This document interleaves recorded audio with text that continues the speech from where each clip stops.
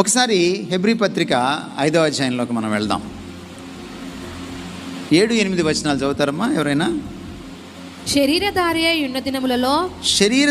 ఉన్న దినములలో మహారోదనముతోను కన్నీళ్లతోను తన్ను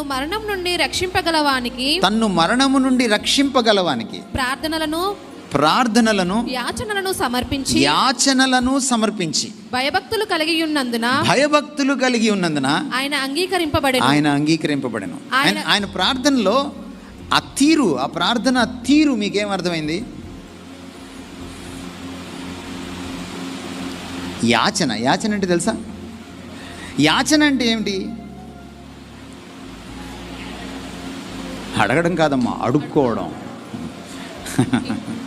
అడగడం వేరు, అడుక్కోవడం వేరు. భిక్షాటన, భిక్షమెత్తుకోవడం.